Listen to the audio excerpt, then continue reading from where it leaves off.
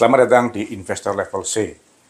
Kami coba sharing aspek fundamental agar teman-teman bisa tetap tidur tenang meskipun banyak badai di bursa. Tonton sampai habis ya. Semangat saya teman-teman Investor Level C, investor yang fokus pada karakter pemegang saham pengendali. Ada kabar baik apa hari ini? Teman-teman, selamat tahun baru 2023 ya. Di tahun 2022 kemarin, IHSG akhirnya ditutup di 6.850,61 atau hanya naik 2,78% sepanjang 2022. Namun, meskipun hanya naik kurang dari 3%, masih ada saham emiten yang menurut saya cukup gokil karena dalam 2 tahun harga sahamnya naik 87 kali, bukan 87%. Nah, kali ini saya mau sharing juara emiten yang IPO di 2021 dan di akhir 2022 harga sahamnya naik tertinggi. Ada yang 87 kali, ada yang 37 kali, dan ada yang 13 kali. Yuk kita mulai. Emiten yang pertama adalah emiten dengan kode DCII atau DCI Indonesia. Emiten ini merupakan penyedia data center yang didirikan tahun 2011. DCII merupakan enabler bagi komunitas bisnis yang menyediakan layanan infrastruktur cloud and carrier yang handal, berjaringan, dan terkelola dengan baik. Usaha di bidang aktivitas hosting dan yang berhubungan dengan itu, misalnya menyediakan infrastruktur hosting, web hosting, jasa streaming, dan aplikasi hosting. Termasuk di sini penyimpanan komputasi awan atau cloud computing. Dilihat dari perubahan pemegang sahamnya, ada 2 hal yang menurut saya memacu peningkatan harga sahamnya. Yang pertama, terjadi perubahan dari kepemilikan entitas menjadi kepemilikan perorangan, sehingga muncul nama Otto Toto Sugiri yang dikenal sebagai pakar informatika.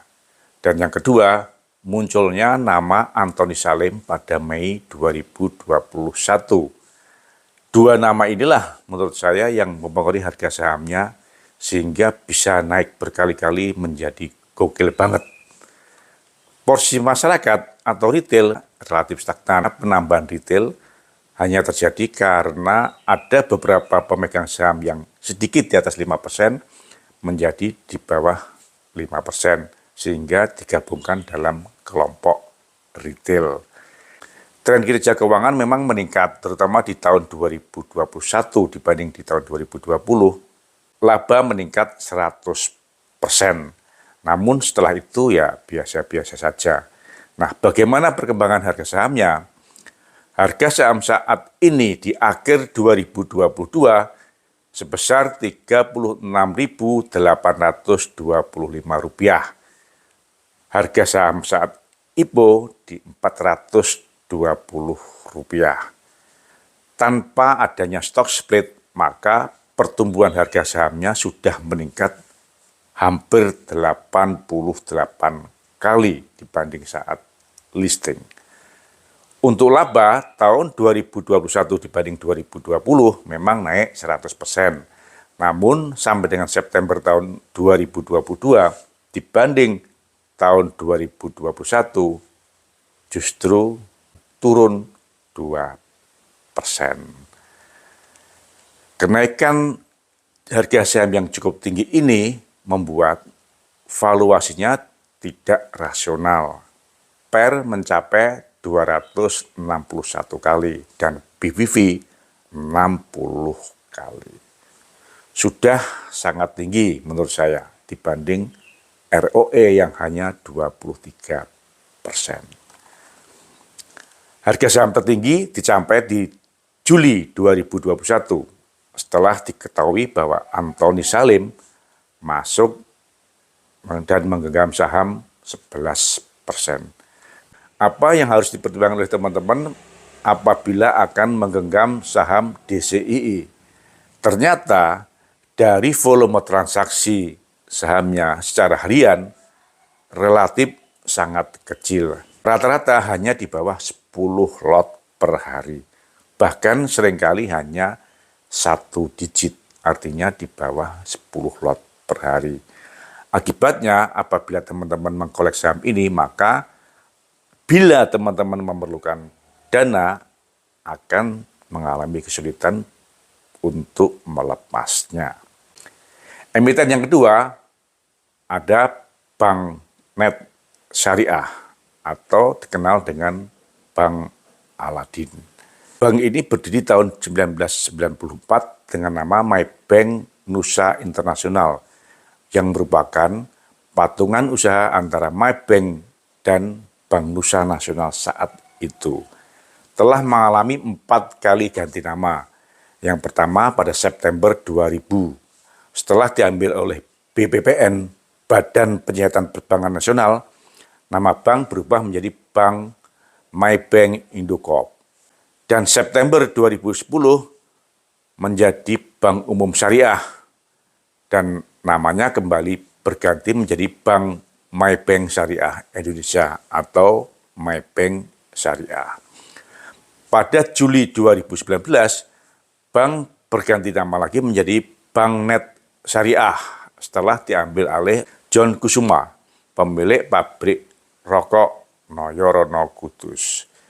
Lalu pada Januari 2021 memperoleh izin dari OJK untuk listing dan melakukan penawaran umum dengan melepas 5 juta lembar saham. Setelah listing pada April 2021, nama bank berubah lagi menjadi Bank Aladin Syariah. Mudah-mudahan dengan adanya film Avatar, nama bank tidak berubah lagi menjadi Bank Avatar Indonesia. Nah, dari data kepemilikan saham, sepertinya pada saat IPO atau listing dan melepas 5 juta lembar saham kurang berhasil karena yang terserap oleh pasar hanya sebanyak 1,75 juta lembar saham. Sisanya diserap oleh Brotoli Internasional dan Kasai Universal yang saat ini telah dilepas lagi. Sehingga kepemilikan retail saat ini sudah mencapai lebih dari 5 juta lembar saham. Di akhir 2022, di tanggal 29 Desember 2022, masuk BNC Venture yang memegang 5,8% saham melalui skema PMTHMEED, menambah modal tanpa memberikan hak memesan efek terlebih dahulu, karena untuk mengejar target modal inti sebanyak 3 triliun. Dengan demikian, saat ini kepemilikan sahamnya yang pertama oleh PT Aladin Global Venture, yang kedua BNC Venture, dan yang ketiga oleh retail. Setelah listing, kinerja keuangan selalu mengalami penurunan dan selalu merugi. Dan dari laporan keuangan yang ada, sepertinya bank ini masih fokus pada transaksional banking. Bank baru menyalurkan kredit di Juni 2022. Bagaimana perkembangan harga sahamnya? Perkembangan harga sahamnya ternyata berbalik dengan kinerja keuangannya. Pada saat listing di harga Rp103 dan saat ini di akhir Desember 2022 harga sahamnya ditutup di Rp1.415. Tanpa adanya stock split, maka harga sahamnya telah mengalami kenaikan sebesar 1.374% atau hampir 14 kali dibanding harga saat listing. Posisi laba di September 2022 minus 146 miliar dan laba di akhir 2021 minus 121 miliar. Artinya labanya pun mengalami peningkatan kerugian sebanyak 61% dibanding tahun lalu. Harga sahamnya sangat berbeda dengan kinerjanya. Bahkan di pertengahan 2021, harga saham tertinggi mencapai di atas Rp3.800 per lembar. Yang ketiga, ada emiten dengan kode BEBS atau Berkah Beton Sadaya. BEBS merupakan perusahaan yang bergerak di bidang industri pendukung infrastruktur yang memproduksi beton ready-mix, precast, batu split, dan pasir. Bila dilihat dari tujuan IPO, menurut saya kurang menarik sebenarnya, karena 53% dari dana hasil IPO digunakan untuk membeli tanah yang dimiliki oleh anak perusahaannya, yaitu PT Subang Terus Membangun. Mestinya ini di Subang. Sementara posisi saat IPO, BEBS mempunyai tambang batu di Kalimantan dan di Sulawesi, sehingga kurang nyambung. Tapi pasar bicara lain, dan kenyataannya harga sahamnya tetap melambung. Apabila kita lihat dari perubahan pemegang saham sejak listing, maka akan terlihat bahwa PT Berkah Multibeton secara perlahan-lahan melepas kepemilikan sahamnya, dan kepemilikan saham retail telah meningkat 2 kali dibanding saat listing. Saat ini retail memegang 46%, sementara saat listing hanya 22%. Kalau dari sisi kinerja keuangannya, BEBS meningkat, meskipun menurut hemat saya tidak sebanding dengan peningkatan harga sahamnya. Saat ini, akhir 2022, harga sahamnya di Rp740, saat listing di Rp100. Namun, ada stock split di Desember 1:5, sehingga apabila kita hitung pertumbuhan harga sahamnya, maka kita dapatkan 740 dibagi dengan 100 kali dengan 5, atau harga sahamnya sudah naik 37 kali. Kinerja keuangannya di September 2022, labanya 150 miliar, sedangkan di Desember 2021 sebesar 110 miliar, sehingga meningkat 82%. Dan di 2021, labanya meningkat 5 kali, sementara salesnya meningkat 4 kali. Memang BEBS mengalami peningkatan yang cukup baik di sales maupun di laba. Namun, menurut saya sih, peningkatan harga sahamnya gokil banget, sampai 37 kali. Padahal kalau kita lihat industrinya cukup sederhana, tidak memerlukan teknologi tinggi. Apabila ketiga emiten tersebut kita ranking, dengan adanya stock split, maka akan kita dapatkan urutan emiten yang listing di 2021 dan pertumbuhan sahamnya yang paling gokil.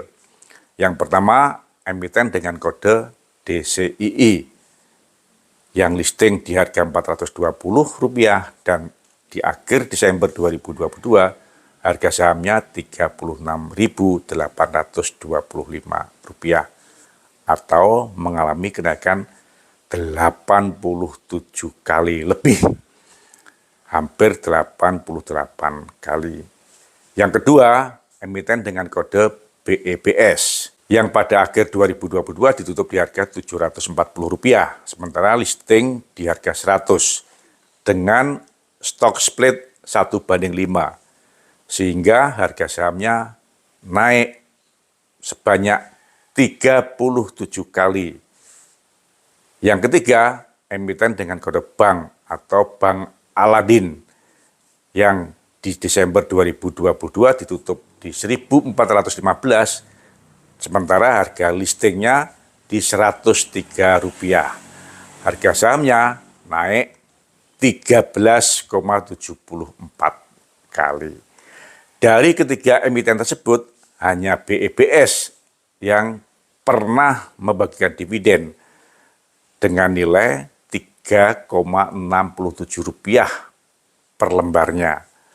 Dibandingkan dengan harga saham saat itu di posisi Rp4.420 per lembar, maka dividennya hanya sebesar 0,083. Nah, teman-teman, dengan rekor tersebut, kira-kira teman-teman berminat nggak untuk mengkolek saham-saham ini yang sudah mengalami peningkatan sangat gokil dan harganya menurut saya sudah tidak wajar dibanding peningkatan keuangannya.